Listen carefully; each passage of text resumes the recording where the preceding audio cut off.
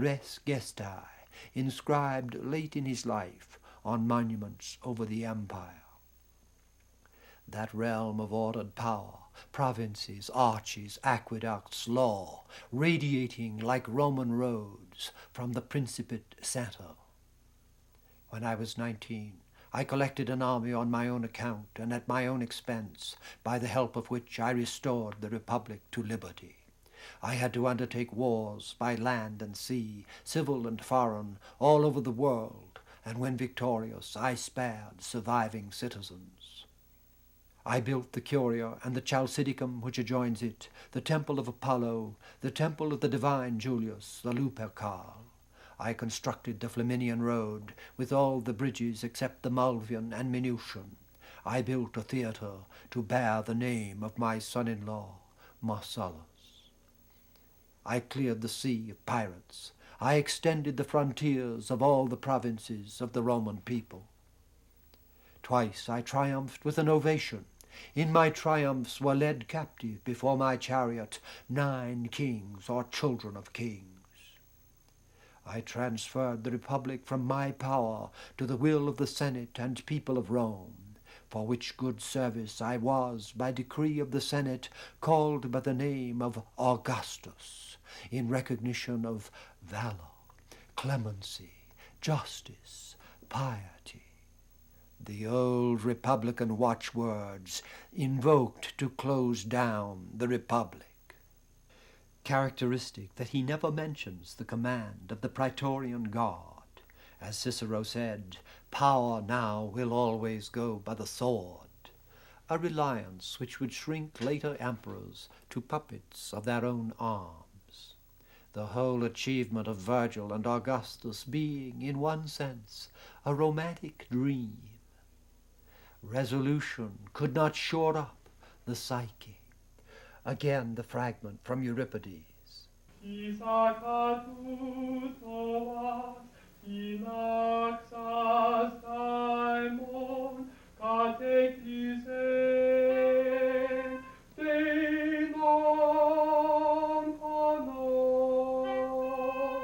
The Hellenistic illusionism of escape. Could I take me to some cavern for my hiding?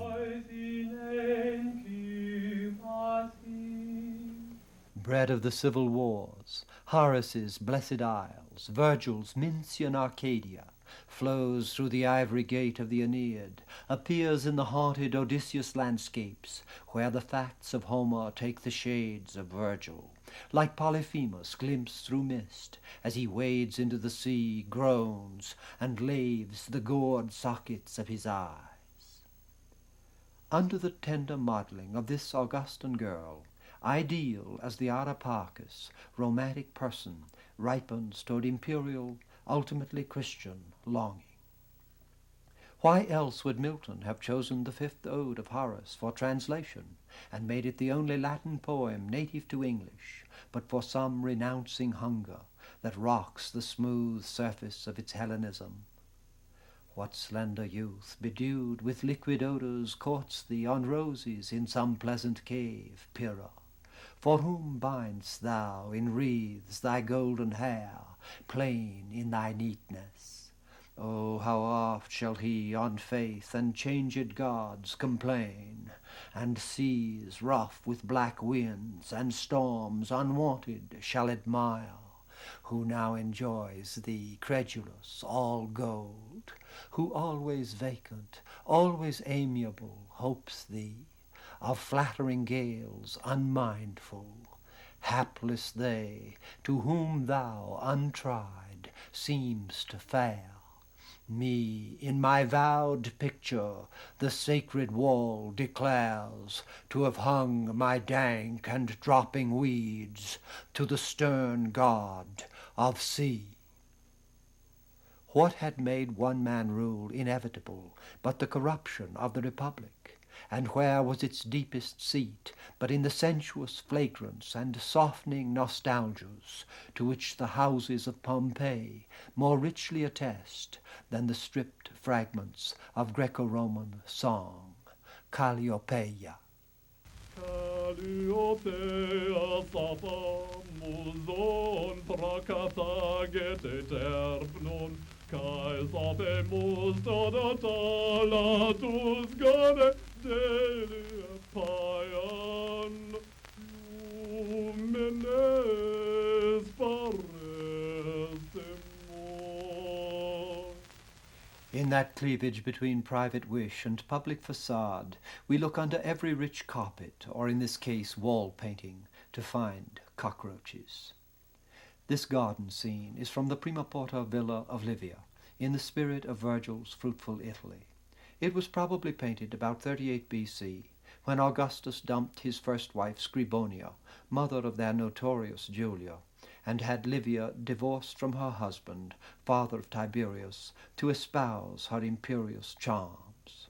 Suspected of various crimes, the premature death of Marcellus and other near heirs, and even of the death of Augustus, she inherited a third of his property, and became joint ruler with her son, until her dominance drove him to the queer retreat of Capri.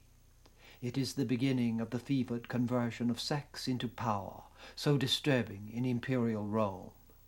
And poor old Agrippa, Augustus' loyal architect of empire, had to divorce the wife he loved and marry that now widowed and lusting Julia. Such the nobly robed family of the altar of peace. It is worth jumping forward here a few generations to pick up a face that, of all faces, gives a probable insight into Julia, this Flavian youth for whom the Principate splendor has not solved the inner why. Not since the old 1,000-year culture of the Nile had anything of such rich satiety appeared. Petronius Arbiter might have put him in the Satyricon, but he bridges time, for Lucretius had already given the description of his ennui. The man who is sick of home issues from his mansion and is no better off abroad. He races to his country house, yawns as he reaches it, and sinks into heavy sleep, seeks forgetfulness, or in haste goes back to town. In this way each flies from himself, hates himself, because he is sick, and does not know the cause. That malady now, with all its symptomatic excess, seized on the heart of empire. In the hypocritical position of trying to reform and stiffen the moral codes, the divine Augustus, Seneca tells us, was forced to exile his own daughter Julia, who had surpassed in lust every infamous meaning of the word, and had covered the imperial home with scandal. 10 years later, it would be the granddaughter, Julia's Julia. Since Ovid, having written The Art of Love, was banished at the same time, there were hints of a supervised experiment in postures. Would you, the supervisor, grossly gape on? Works of art, however, will not guide us to the cruel and jaded sensualities of which we read in the satirists or the gossiping historian Suetonius.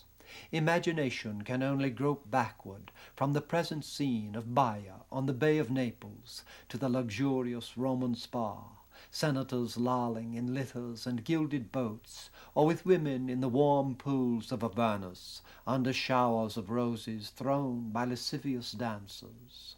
So Seneca. Across the bay lies Capri, where Tiberius fled embittered, covered with sores, scabs, and pustules, Suetonius. He had assembled from all quarters girls and perverts who invented monstrous feats of lubricity to inflame his feeble appetite, not to mention those unweaned children he called his little fishes. They still point out the scene of his executions, from which he used to order that those who had been condemned, after long and exquisite tortures, be cast headlong into the sea before his eyes, while a band of marines waited below for the bodies, and broke their bones with boat-hooks and oars, to prevent any breath of life from remaining in them. Flee, like the sick patrician, back to Rome, past the Palatine, then tiers on tiers of colonnades, where Tiberius' successor, mad Caligula, walked, Suetonius. For this man, who so utterly despised the gods, was wont at the slightest thunder and lightning to shut his eyes, muffle up his head, and if they increased, to leap from his bed and hide under it. He was terrified also by strange apparitions. Therefore, weary of lying in bed awake during the greater part of the night, he would now sit upon his couch, and now wander through the long colonnades, crying out from time to time for daylight, and longing for its coming. What can we do but flee again across the Tiber into Nero's gardens? We find ourselves at the heart of Christendom, for Peter, in fact or faith, was martyred here, and the Church rose over his blood. How remote this Vatican garden from the place of persecution Tacitus describes. Christus, the founder of that name, was put to death as a criminal by Pontius Pilate, but the pernicious superstition, repressed for a time, broke out again, not only through Judea, where the mischief originated, but through the city of Rome also, whither all things horrible and disgraceful flow. In their deaths they were made the subjects of sport, for they were covered with the hides of wild beasts, and worried to death by dogs, or nailed to crosses, or set fire to, and when day declined, burnt to serve for nocturnal lights. Nero offered his own gardens for that spectacle, mingling with the common people in the habit of a charioteer. The Rome we have been in search of lies like the city itself, range upon range, and vault opening under vault. Through the first layer of military force, we have come into the arch of responsible rule. Deeper in that pile of enslavement and law, we enter the treasure chamber of privacy. The first impression is almost to drive us back appalled. We seem to be witnessing one of those movies of the life of Christ, where the debauchery of Rome suggests a new Babylon. Tacitus, Nero, who polluted himself by every lawful or lawless indulgence, had a raft constructed on Agrippa's lake, the crews arranged according to age and experience in vice. Birds and beasts had been procured from remote countries, and sea monsters from the ocean.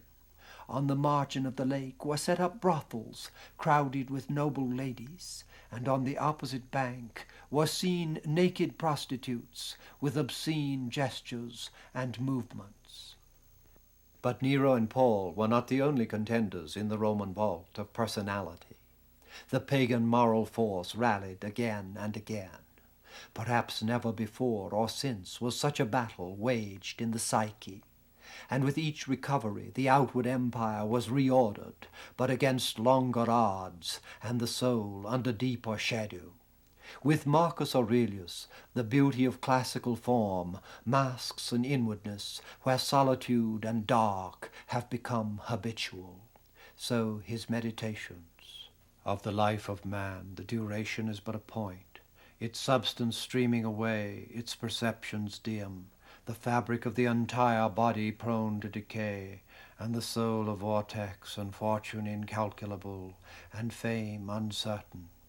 In a word, all the things of the body are as a river, and the things of the soul as a dream and a vapor, and life is a warfare and a pilgrim's sojourn, and fame after death is only forgetfulness. What then is it that can help us on our way? One thing, and one alone, philosophy. We have relied on the portrait bust to voice the inner struggle. But architecture, too, that monumental enclosure of space, conveys in its very language of thrusts tensile nobilities. Rome's greatest building, the Pantheon, combines a columned porch, perhaps of the time of Augustus, with a dome built under Hadrian, the first huge dome ever constructed, forming the most impressive and best preserved Roman interior.